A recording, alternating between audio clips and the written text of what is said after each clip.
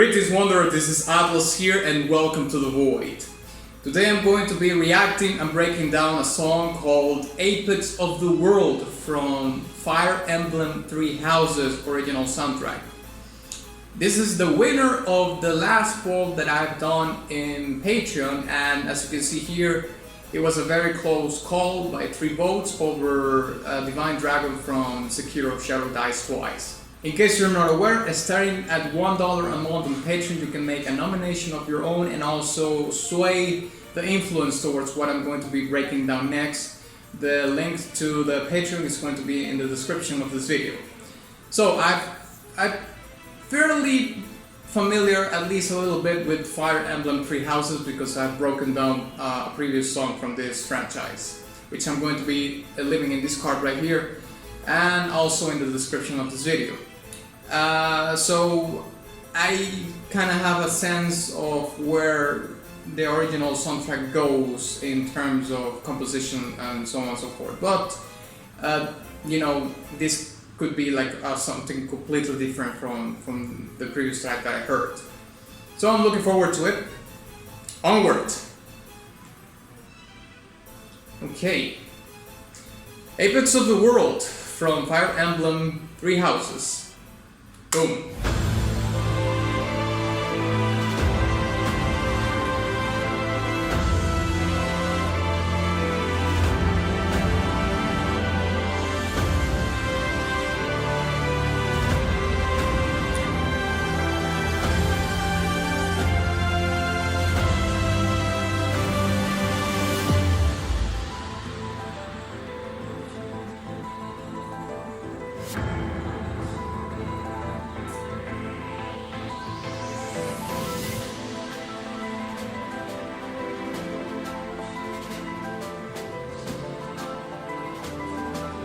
I like the vocals.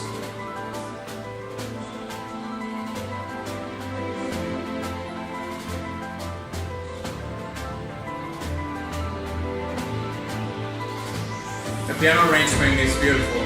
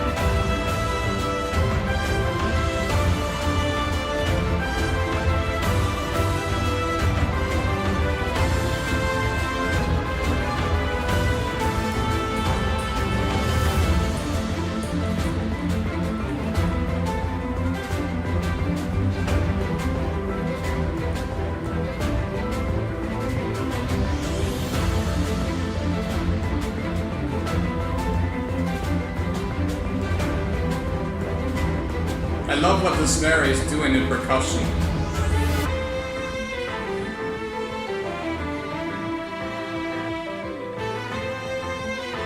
The piano arrangement, so good.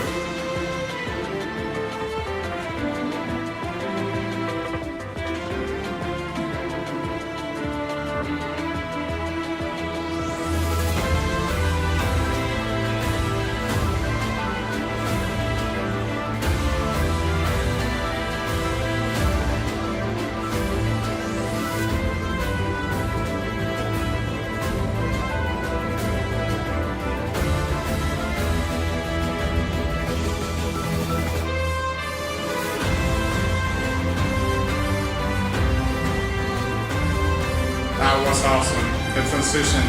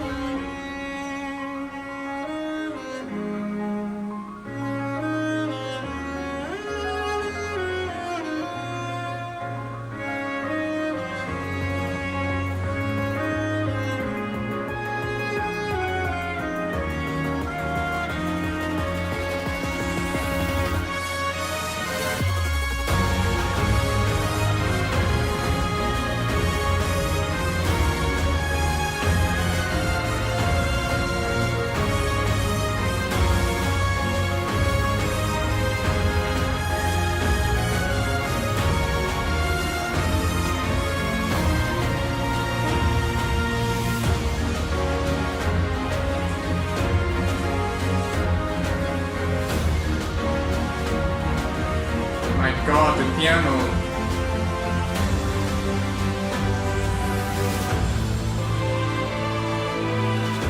And it retakes the leitmotif at the beginning. There it is. Okay. You know what? I kind of felt on the apex of the world listening to this track, to be honest.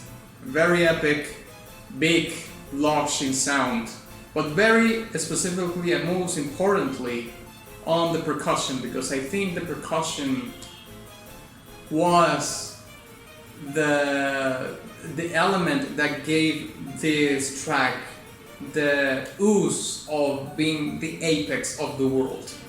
But we're going to be diving more in depth on that on the breakdown. So let's break it down.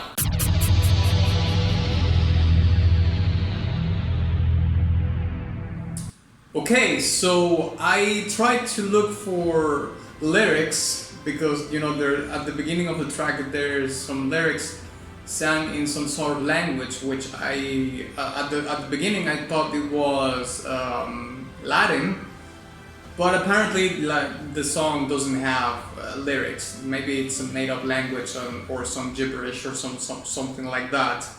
So no lyrics breakdown apparently. What carries this song the most is the work that the composer did in the percussion, because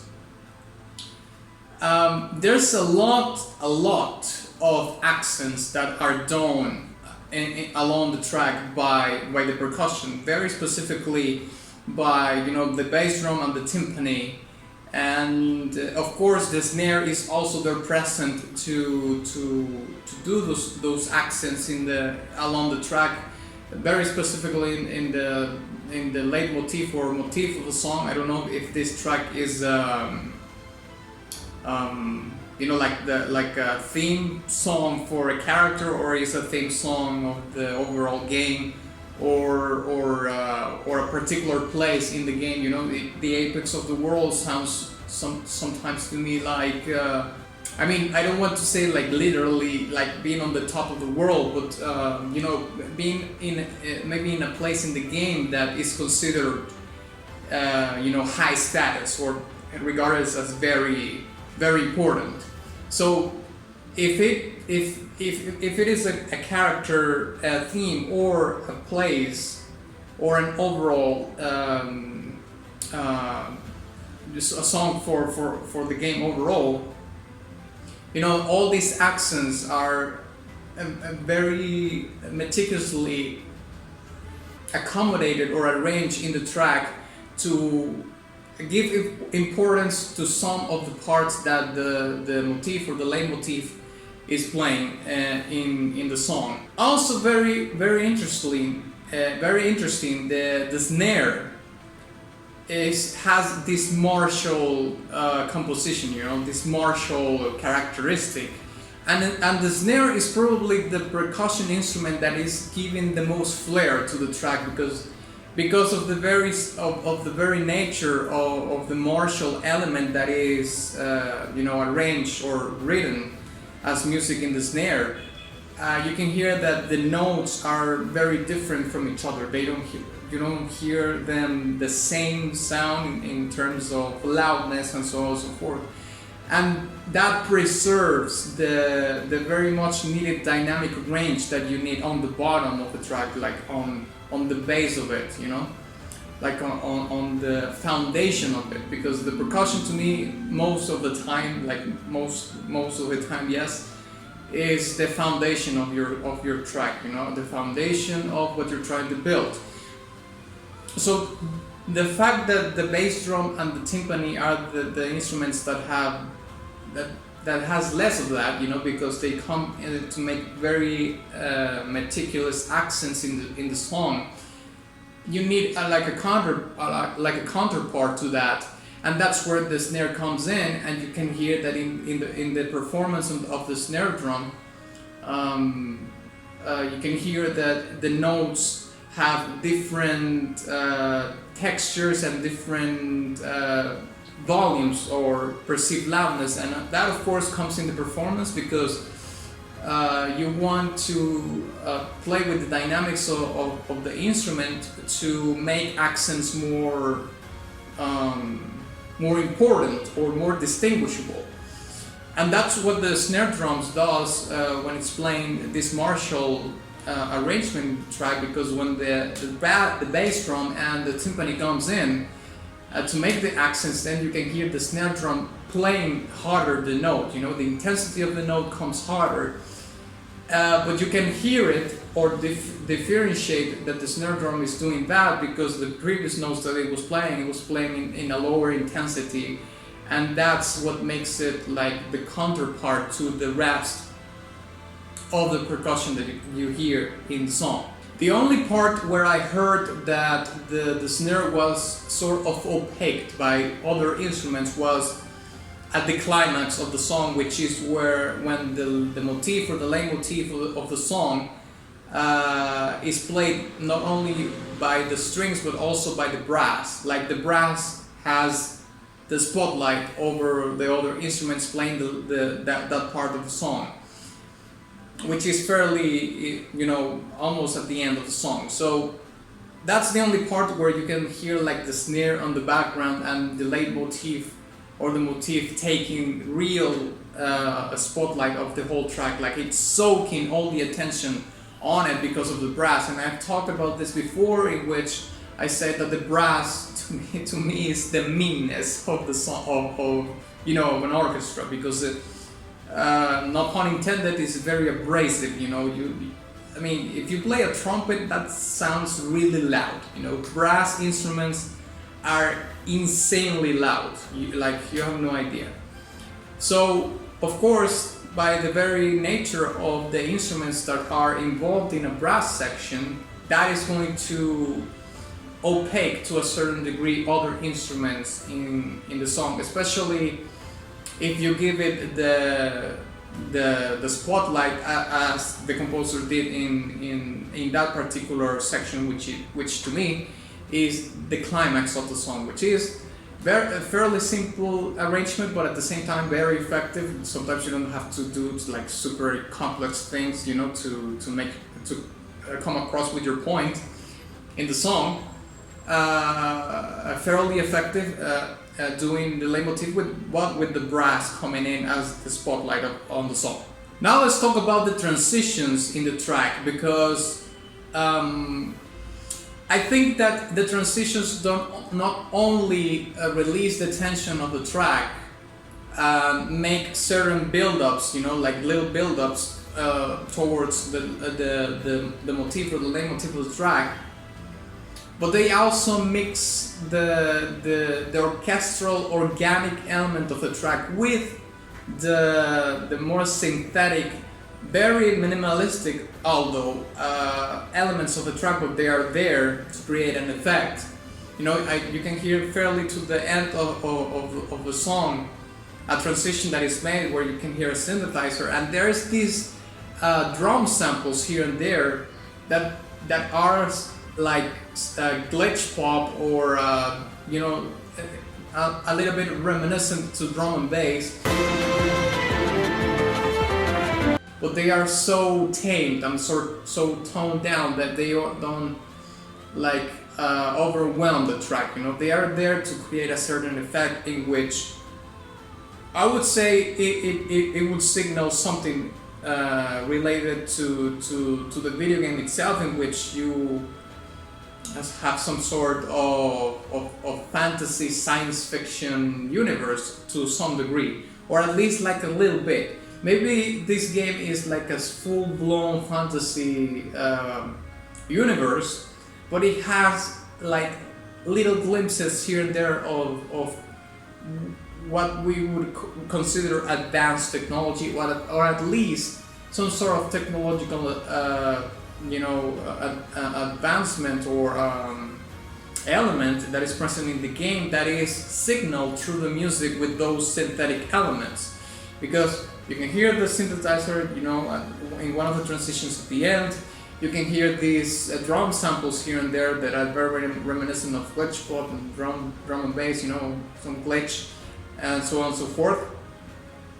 And the piano also, although that's not, I wouldn't consider that a synthetic element, there's some transitions that the piano is involved in, which it's playing like a part that you would hear in like in a city pop or J-pop kind of track, you know.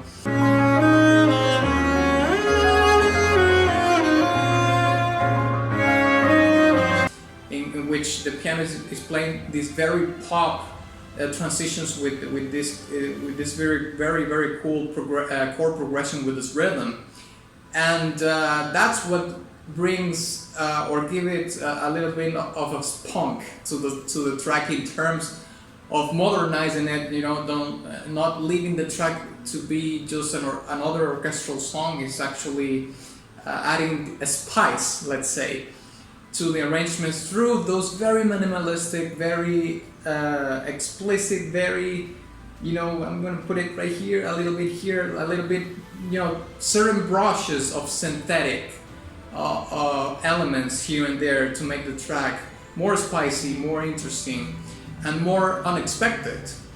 Oh, and I almost forgot the vocals at the intro of the song. They are, you know, they sound very synthetic. I think they have some sort of vocoder on it or some sort of phasing effect or something like that. I think it's a vocoder, but the vocal track is not drenched with it. You know, the amount of, it's not wet like all the way. It's just like enough for the vocals to sound synthetic, but not overly synthetic, like you're hearing like a robot or something like that, you know. It's just a little bit of touching there to make it a little bit synthetic. That's another very important synthetic element that we hear in the track, because it is at the very beginning of the song, you know.